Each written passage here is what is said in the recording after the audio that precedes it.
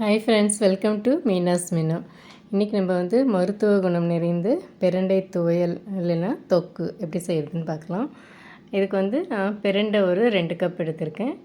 மிளகா ஒரு 10-12, பூண்டு, புளி, வெல்லம், தாளிக்கிறதுக்கு நல்லெண்ணெய் விட்டால் தான் நல்ல தொக்குலாம் நல்லாயிருக்கும். கடுகு, பெருங்காயம். இப்போ முதல்ல வந்து இந்த மிளகா ஒரு 10-12 மிளகா வந்து நீங்கள் எந்த மிளகா வேணாலும் எடுத்துக்கலாம். குண்டு மிளகா, நீட்டு மிளகா எல்லாம். அது வந்து நல்லா எண்ணெய் விட்டு கொஞ்சம் வதக்கி எடுத்துக்கணும்.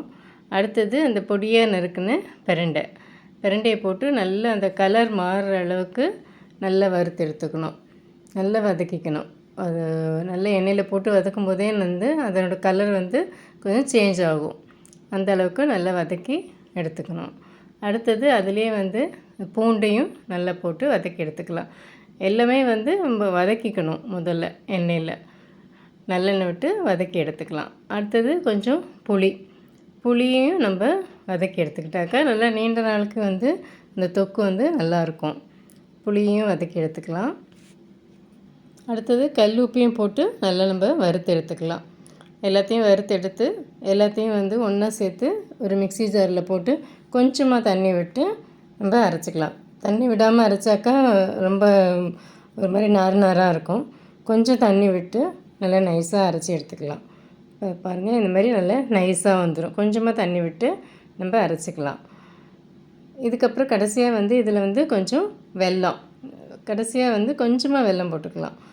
வெல்லம் போட்டால் தான் வந்து அதனோட அந்த காரல், அந்த பிரண்டையோட அந்த ஒரு விறுவிறுப்பு இருக்கும். அந்த இதை வந்து கொஞ்சம் இது சரியாக்கிடும். பிரண்டை பொடியாக செஞ்சாலும் சரி, இந்த மாதிரி தொக்கா செஞ்சாலும் சரி, கொஞ்சமாக நம்ம கடைசியாக வெல்லம் சேர்த்துக்கிறது ரொம்ப நல்லது. இப்போ கொஞ்சம் கடாயில் எண்ணெய் வச்சு நம்ம கடுகு, பெருங்காயம் போட்டு தாளிச்சிட்டு இந்த அரைச்ச விழுதையும் அதோடு போட்டு நல்லா கொஞ்சம் கிளறணும். ஏற்கனவே நம்ம எல்லாம் வதக்கி அரைச்சாச்சு.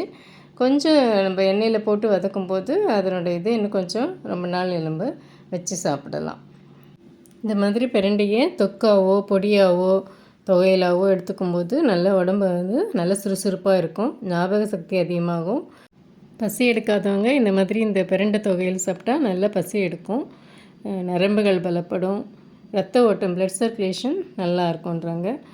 இட்லி தோசைக்கும் நீங்கள் இதை தொட்டுக்கலாம். சாதத்துலேயும் போட்டு பிசைஞ்சு சாப்பிட்லாம். Thank you for watching.